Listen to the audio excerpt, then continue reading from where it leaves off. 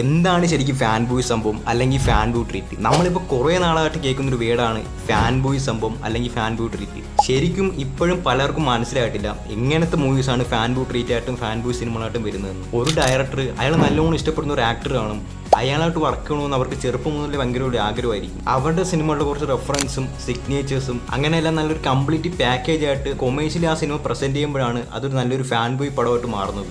ഇപ്പോൾ റീസെന്റ് ആയിട്ട് ഒരുപാട് ഫാൻ ബോയ് മൂവീസ് വന്നിട്ടുണ്ട്. അതിന് ഏറ്റവും വലിയ ഉദാഹരണമാണ് 2019 പുറത്തിറങ്ങിയ ലൂസിഫർ എന്ന മൂവി. നമുക്കെല്ലാവർക്കും അറിയാം പൃഥ്വിരാജ് ഭയങ്കര ഒരു മോഹൻലാൽ ഫാനാണ്. പക്ഷെ ലൂസിഫർ എന്ന സിനിമയിൽ മോഹൻലാൽ ഒരു വൺ മാൻ ഷോ അല്ലായിരുന്നു നമ്മൾ കണ്ടത്. ആ ഒരു സിനിമയിൽ ടൊവിനോയ്ക്ക് വരുന്ന ഒരു സ്ക്രീൻ പ്രസൻസും നല്ലൊരു സ്പേസും നല്ലൊരു ക്യാരക്ടർ തന്നെ ഈ സിനിമയിലുണ്ട്. പിന്നെ പൃഥ്വിരാജിന്റെ ക്യാരക്ടറും ഒരുപാട് ക്യാരക്ടേഴ്സ് അടങ്ങിയ ഒരു വലിയൊരു വേൾഡ് തന്നെയായിരുന്നു ലൂസിഫർ എന്ന മൂവി. പിന്നെ മോഹൻലാലിന്റെ കുറച്ച് ഫൈറ്റ് സീൻസും മുണ്ടുമടക്കി അടിയും പഴയ സിനിമകൾ ഓർമ്മിക്കുന്ന രംഗങ്ങളൊക്കെ ഉണ്ടെങ്കിലും ഒരു കംപ്ലീറ്റ് ഫാൻ ബോയ് മൂവി എന്ന് പറയാൻ ലൂസിഫർ എന്ന മൂവി നമുക്ക് സാധിക്കില്ല. ശരിക്കും മലയാളത്തിൽ ഒരു കംപ്ലീറ്റ് ഫാൻ ബോയ് മൂവി എന്ന് പറയുന്നത് ഈ ഇടയ്ക്ക് ഇറങ്ങിയ തുടരു എന്ന സിനിമയാണ്. തുടരു സിനിമയാണ് മലയാളത്തിലെ ഏറ്റവും പെർഫെക്റ്റ് ഫാൻ ബോയ് മൂവി. നമുക്കെല്ലാവർക്കും അറിയാം തരുൺമൂർത്തി ഭയങ്കര ഒരു മോഹൻലാൽ ഫാനാണ്. പക്ഷേ സിനിമ ഇറങ്ങുന്ന മുമ്പേ തരുൺമൂർത്തി പറഞ്ഞത് ഇതൊരു നോർമൽ മൂവിയാണ്, ഒരു നോർമൽ ഫാമിലി മൂവി. ഒരിക്കലും മോഹൻലാലിന്റെ പഴയ സിനിമകൾ ഓർമ്മിക്കുന്ന രംഗങ്ങളോ മോഹൻലാലിന്റെ റെഫറൻസോ കാണത്തില്ലായിരുന്നായിരുന്നു പറഞ്ഞത്. മോഹൻലാലിന്റെ ഒരു പുതിയൊരു വേഷൻ ആയിരിക്കും ഈ സിനിമയിലൂടെ കാണുമെന്നായിരുന്നു അന്ന് തരുൺമൂർത്തി പറഞ്ഞത്. പക്ഷേ സിനിമ ഇറങ്ങി കഴിഞ്ഞപ്പോഴത്തേക്കും തരുൺമൂർത്തി പറഞ്ഞ ഈ സാധനങ്ങളെല്ലാം പ്രൊമോഷൻ്റെ ഒരു ഭാഗമായിരുന്നാണ് പിന്നീട് മനസ്സിലായത്.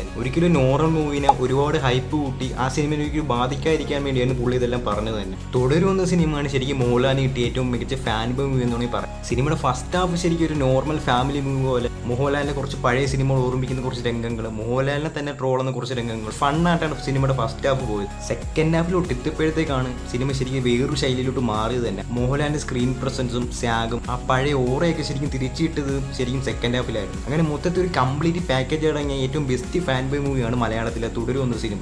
ഇതിരണ്ടുമാണ് ശരിക്കും ഒരു ഫാൻ ബോയ് മൂവി എന്ന് വേണമെങ്കിൽ പറയാം മലയാളത്തിലെ ഏറ്റവും ബെസ്റ്റ് ഫാൻ ബോയ് മൂവി. പിന്നെ ഭീഷ്മർമ്മ സിനിമേനെ കുറച്ചൊരു ഫാൻ ബോയ് മൂവി എന്നൊക്കെ പറയുന്നുണ്ട്. പക്ഷെ അതൊരിക്കലും ഒരു ഫാൻ ബോയ് മൂവി ആവത്തില്ല. ആ സിനിമ ശരിക്കും ഒരു വിന്റേജ് മൂഡിൽ ഒരു റെട്രോ വൈബിലാണ് സിനിമ പോകുന്നത്. അമൽനീരതും ഒരു മമ്മൂട്ടി ഫാൻ തന്നെയാണ്. ഒരു ഫാൻ ബോയ് സംഭവത്തിനുള്ള സാധനങ്ങളൊക്കെ ഈ സിനിമയിൽ ഉണ്ടോ എന്ന് വെച്ചാൽ അങ്ങനെയില്ല, ഒരു ഫാൻ സർവീസിനെ ഉള്ളതുണ്ട്. പിന്നെ ഒരു അമൽനീരത് പടവും കൂടെയാണ്. ഒരു ഫാൻ ബോയ് മൂവി എന്ന് പറയുമ്പോഴത്തേക്കും ആ ഒരു നടന്റെ സിനിമയുടെ റെഫറൻസും അയാളുടെ കുറച്ച് സിഗ്നേച്ചേഴ്സ് ഇതെല്ലാം കൂടി ചേരുമ്പോഴായിരിക്കും ഒരു ഫാൻ ബോയ് മൂവി ആവുന്നത്. പക്ഷെ ഭീഷ്മറും ആ ഒരു രീതി വെച്ച് നോക്കുമ്പോഴത്തേക്കും ഒരിക്കലും ഒരു ഫാൻ ബോയ് മൂവി അല്ല. പിന്നെ തമിഴിലോട്ട് വരുമ്പോഴത്തേക്കും റീസെന്റ് ആയിട്ട് ഒരുപാട് ഫാൻ ബോയ് മൂവീസ് വന്നിട്ടുണ്ട്. ഈ ഫാൻ ബോയ് സംഭവം ഫാൻ ബോയ് ട്രീറ്റ് എന്നൊക്കെ പറയുന്നതിന് മുമ്പേ വർഷങ്ങൾക്ക് മുമ്പ് വന്നൊരു പടമാണ് മങ്കാത്ത് എന്ന മൂവി. അജിത്തിന്റെ ഏറ്റവും ബെസ്റ്റ് മൂവി ഇതാണ്. ഇത്രയും വർഷത്തിൽ വന്നില്ല തന്നെ. വെങ്കട് പ്രഭു അജിത്തിന്റെ ഭയങ്കര വലിയൊരു ഫാനാണ്. അന്ന് വരെ വന്നില്ലേ തമിഴിൽ ഏറ്റവും ബെസ്റ്റ് കൊമേഴ്ഷ്യൽ സിനിമയും കൂടിയായിരുന്നു മങ്കാത്ത് എന്ന മൂവി. അന്നൊരുപാട് ട്രെൻഡായ ഒരു പടം കൂടിയായിരുന്നു മങ്കാത്ത് എന്ന മൂവി. എനിക്ക് തോന്നുന്നു ഏറ്റവും കൂടുതൽ ആൾക്കാരുണ്ട് അജിത്ത് പടം കൂടെ മങ്കാത്ത് എന്ന മൂവിയാണ്. ഇത്രയും വർഷത്തിന്റെ ഇടയ്ക്ക് അജിത്തിന് ഏറ്റവും നല്ല എടുത്തു കാണിച്ചൊരു പടം കൂടിയാണ് ഈ ഒരു സിനിമ. അജിത്തിന്റെ സ്ക്രീൻ പ്രസൻസ്,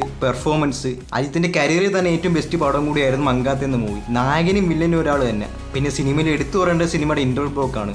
അജിത്തിന്റെ സ്റ്റാർഡം ഏറ്റവും പീക്ക് ടൈമിൽ നിൽക്കുമ്പോൾ വന്നൊരു പടം കൂടെയായിരുന്നു മങ്കാത്ത് എന്ന മൂവി. അങ്ങനെ എടുത്തു പറയാൻ കാരണം പിന്നീട് ഇത്രയും കൊമേഴ്ഷ്യൽ വാല്യുള്ള ഒരു പടം അജിത്തിന്റെ ഒന്നും വന്നിട്ടില്ല.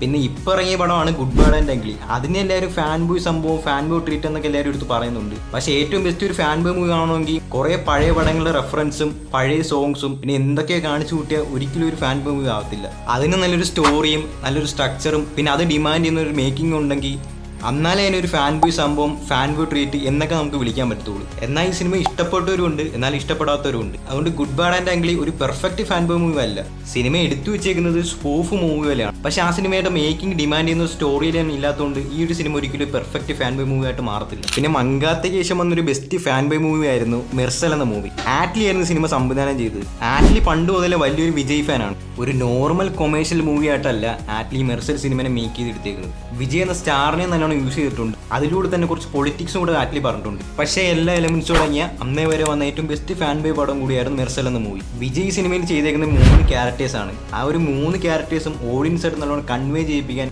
ആറ്റ്ലിക്ക് സാധിച്ചു. പിന്നെ ഗൗതം മേനോൻ സംവിധാനം ചെയ്ത സിനിമയാണ് കമലഹാസനെ നായകനാക്കി വേട്ടയാട് വിളയാടുന്ന മൂവി. ഈ സിനിമയെ കുറേ ഒരു ഫാൻ ബോയ് മൂവി എന്നൊക്കെ പറയുന്നുണ്ട്. ഗൗതം മേനോൻ ഒരു കമലഹാസന്റെ ഫാൻ ബോയ് ആണ്. പക്ഷേ ഈ ഒരു സിനിമ ഒരിക്കലും ഫാൻ ബോയ് ആയിട്ട് മാറത്തില്ല. ഒരു പോലീസ് റോളിലാണ് ഇതിനകത്ത് കമലഹാസൻ വരുന്നത്. ഗൗതം മേനോന്റെ തന്നെ കുറച്ച് എലമെന്റ്സ് ഈ സിനിമയിൽ ഉൾപ്പെടുത്തിയിട്ടുണ്ട്. മുമ്പ് പറഞ്ഞ ഫാൻ ബോയ് പടം പോലെ ഈ സിനിമ ഒരിക്കലും ആവത്തില്ല. അതിൽ നിന്നെല്ലാം കുറച്ച് വ്യത്യസ്തമായിട്ടാണ് ഈ സിനിമ എടുത്തു വെച്ചിരിക്കുന്നത്. കമലഹാസന്റെ ഏറ്റവും ബെസ്റ്റ് ഫാൻ ബോയ് മൂവി എന്ന് പറയുന്നത് ലോകേഷിന്റെ വിക്രമാണ്. സിനിമ ശരിക്കും ഒരു മൾട്ടി സ്റ്റാർ മൂവി കൂടിയാണ് ഈ സിനിമ. ഫസ്റ്റ് ഹാഫിൽ കമലഹാസന്റെ ക്യാരക്ടറിന്റെ കുറച്ച് റെഫറൻസ് കൊടുത്തു പോകണുള്ളൂ ഈ സിനിമ. ഇന്റർവ്യൂലോട്ട് അടുക്കുമ്പോഴത്തേക്കാണ് ക്യാരക്ടർ റിവീൽ ആക്കുന്നത്. പിന്നെ സെക്കൻഡ് ഹാഫിൽ പടത്തിൽ ഫുൾ അഴിഞ്ഞാട്ടമാണ് കമലഹാസൻ. അന്നേ വരെ വന്നതിൽ നല്ലൊരു ഫാൻ ബോയ് പടം കൂടിയായിരുന്നു വിക്രം എന്ന മൂവി. പക്ഷെ ഒരിക്കലും ഇതൊരു പെർഫെക്റ്റ് ഫാൻ ബോയ് മൂവി ആവുന്നില്ല. അതിന് മെയിൻ കാരണം ഇതിന്റെ കാസ്റ്റാണ്. മൾട്ടി സ്റ്റാർ കാസ്റ്റാണ് ഈ സിനിമയ്ക്കുള്ളത്. ഫസ്റ്റ് ഹാഫിൽ പടം കൊണ്ടുപോകുന്നതിന് ഫഹദ് ഫാസിലിന്റെ ക്യാരക്ടറും വിജയ് സേതുപതിക്കാണ് സിനിമ കൊണ്ടുപോകുന്നത്. പിന്നെ എൻഡിങ്ങിലോട്ട് എടുക്കുമ്പോൾ സൂര്യ വരുന്നുണ്ട്, പിന്നെ എൽസി എന്ന ഫാക്ടറി, മൊത്തത്തിൽ ഒരു മൾട്ടി സ്റ്റാർ മൂവി കൂടിയാണ്. എന്നാലും കമലഹാസൻ എന്ന സ്റ്റാറിനെ എക്സ്പ്ലോർ ചെയ്യാൻ ലോകേഷിനെ കൊണ്ട് സാധിച്ചിട്ടുണ്ട്. ഞാനിപ്പോൾ ഇത്രയും പറഞ്ഞ ഫാൻ ബോയ് മൂവീസിൽ എനിക്ക് ഏറ്റവും ഇഷ്ടപ്പെട്ടതും മെജോറിറ്റി ഓഫ് ഓഡിയൻസിന് ഇഷ്ടപ്പെട്ടതും ഞാൻ ഒരുപാട് തവണ റീവാച്ച് ചെയ്തൊരു പടം കൂടിയാണ് പേട്ട എന്ന മൂവി. കാർത്തി സുബ്ബരായന്റെ തന്നെ ഏറ്റവും ബെസ്റ്റ് കൊമേഴ്ഷ്യൽ സിനിമയും കൂടിയാണ് പേട്ട എന്ന മൂവി. ഒരു ബെഞ്ച് മാർക്ക് തന്നെയായിട്ട് മാറി ഈ സിനിമ ഇറങ്ങിയ ശേഷം. എങ്ങനെയാണ് ഒരു സൂപ്പർ സ്റ്റാറിനെ പ്രസന്റ് ചെയ്യുന്നത്, അതായത് ഒരു ഫാൻ ബോയും കൂടെ ആകുമ്പോഴത്തേക്കും അതിന്റെ മേക്കിംഗ് ക്വാളിറ്റി ഒന്നുകൂടെ കൂടത്തേ ഉള്ളൂ. സിനിമയിൽ എടുത്തു പറയാനാണെങ്കിൽ ഒരുപാട് പോസിറ്റീവ്സ് ഉണ്ട്. സിനിമയുടെ ഇൻട്രോ തന്നെയാണ് ഏറ്റവും വലിയ പോസിറ്റീവ്. എനിക്ക് ഏറ്റവും ഇഷ്ടപ്പെട്ട ഒരു സീനും കൂടെയാണ് സിനിമയുടെ ഇൻട്രോ സീൻ. അന്നേ വരെ തമിഴിലെ കൊമേഴ്സ്യൽ സിനിമയിൽ കാണാത്തൊരു ഇൻട്രോ സീനായിരുന്നു രജനീകാന്തിന് പേട്ടിലൂടെ കാർത്തി സുബ്ബരാജ് കൊടുത്തത്. അതിന്റെ കളർ ഗ്രേഡിങ്, എഡിറ്റിങ്ങും സിനിമോട്ടോഗ്രാഫിയും പിന്നെ അനിരുദ്ധിന്റെ ബീജിയം തന്നെയാണ് ഈ സിനിമയെ കൂടുതലും കൊണ്ടുപോകുന്നത്.